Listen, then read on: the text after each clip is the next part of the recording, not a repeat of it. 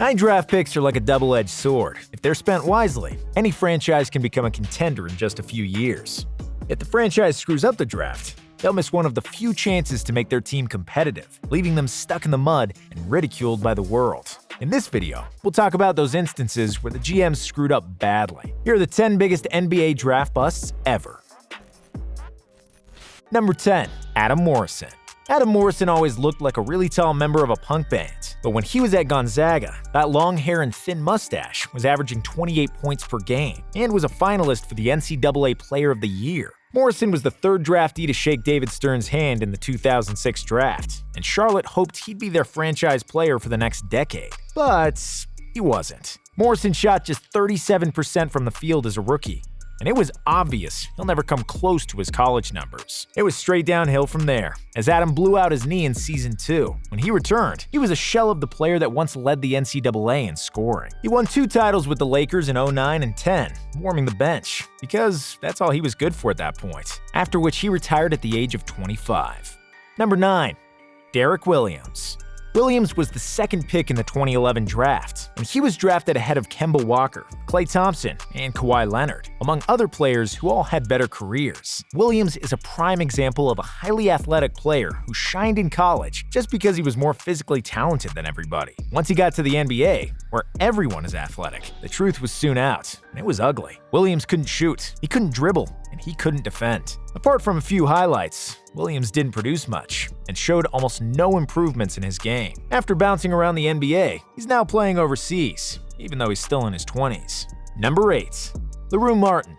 LaRue Martin was another successful college player who simply wasn't good enough for the pros. Drafted first overall in the NBA and third overall in the ABA, Martin was considered the worst number 1 pick for a long time. He was selected by the Portland Trail Blazers in 1972, whose scouts saw Martin in 2 college games, which was enough for them to draft him in front of future Hall of Famers Bob McAdoo and Julius Erving. When he came to the NBA, it was apparent that he could not play, and that he's more suited for minor leagues. Despite being a 6'11 center, LaRue shot just 41.6% from the field for 5 points per game. After 4 years, he was out of the league and retired from basketball after rejecting multiple offers from Europe. Number 7.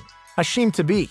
2009 was one of the last years the NBA GMs still search for dominant centers that can battle in the post against the behemoths that were Shaquille O'Neal, Tim Duncan, or Dwight Howard. And Hasheem Thabeet, a 7'3" center, had plenty to offer to those GMs, at least on paper. He was extremely athletic and mobile for that size and length, and had half the NBA drooling over his defensive potential. Unfortunately, his basketball skills were far below his athletic gifts, and Thabeet proved to be a player with arguably the lowest basketball IQ to ever play in the NBA. Thabeet later admitted he only started playing ball after his growth spurred, and that his only interest in the game was because he thought he could get drafted and make money. Memphis wasted their second pick on a player that never averaged more than 3.1 points in a season, and Thabeet was out of the league after 5 years. Number 6 and number 5. Sam Bowie and Greg Oden. Before the 1984 draft, Portland Trail Blazers needed a center. They needed someone that could battle with Kareem and the Lakers, and they already had an all-star shooting guard, Jim Paxson, and 2 talented young wings in Clyde Drexler and Kiki Vandeweghe. So, they drafted Sam Bowie in front of 3 future Hall of Famers, Michael Jordan, Charles Barkley, and John Stockton. Bowie's scouting report described him as an athletic rebounder, a masterful blocker on defense, and an extremely versatile weapon on offense, who can move well, shoot from outside, and pass better than most NBA centers at the time. The only issue was his left leg, which he broke during his junior year at college, but Portland's officials determined it was fully healed and that it would be a non-issue going forward. I can still remember them taking a little mallet, and when they would hit me on my left tibia, I would tell them, "I don't feel anything."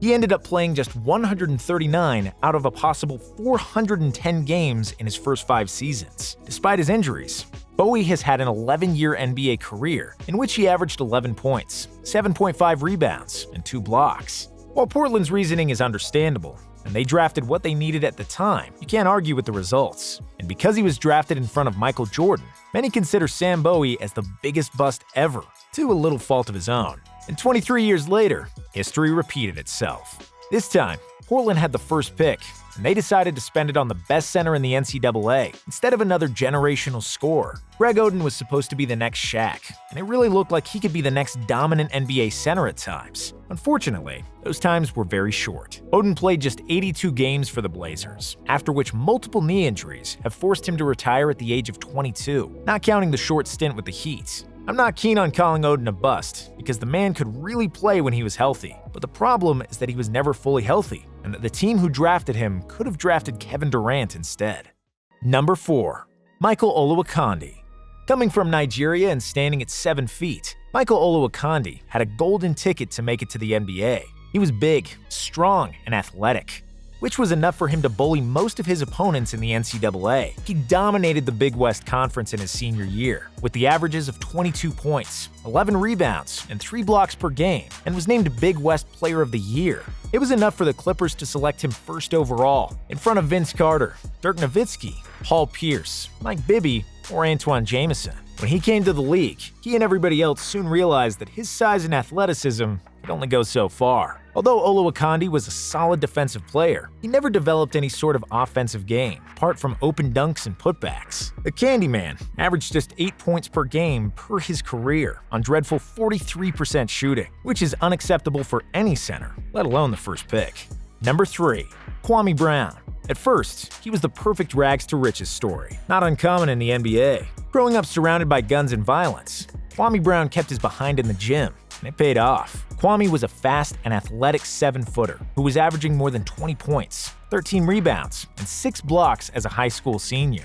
He was named the best high school player in the country and the greatest talent of his generation. He became the first high school player selected first overall, rejecting multiple offers from the NCAA, which would have been more suited for his basketball and emotional development. But there's simply no turning down Michael Jordan and millions that come with the first pick, so he became a wizard. And once MJ decided to make another comeback, Kwame also became a teammate of the man who just drafted him, which didn't go so well for him. After an initial friendship between the 19-year-old kid and the man twice his age, who many called the GOAT, MJ started to lose his patience with Brown. He berated him at every chance he could and insulted him like he did Jerry Krause in The Last Dance. Kwame couldn't take it, and he completely lost his confidence and then never regained it. He averaged just 6.6 points, 5.5 rebounds, and half a block per game in his 12-year NBA career, frequently switching teams, with a BUSTS label following him everywhere he went. Number 2. Darko Milicic. Darko Milicic was presented to the general public as the next star big man from Europe and was supposed to follow the trends set by Dirk and Pau Gasol. The Pistons, who had the 2nd overall pick, were on the hook. They drafted Darko in front of 3 future Hall of Famers, Carmelo Anthony, Dwayne Wade, and Chris Bosh. Coach Larry Brown had a championship team in Detroit, and there were not many minutes for Darko, who handled it very immaturely. He never worked hard in practice. He partied almost daily, and when he got an opportunity to play, he pouted and isolated himself from the team. The Pistons traded him in his 3rd year, after just 96 games he played for them. While Braun, Melo, Wade, and Bosh were all averaging over 20, Darko averaged just 1.6 points, with 1.2 rebounds for Detroit. He stuck around until 2013, with career averages of just 6 points and 4 rebounds. Number 1. Anthony Bennett. 25% of all players selected first overall make first-team All-NBA at least once, while 55% of them play in at least one All-Star game. When it comes to Anthony Bennett, not only did he not make an All-Star team, just 4 years after he got selected first overall, he was already out of the league.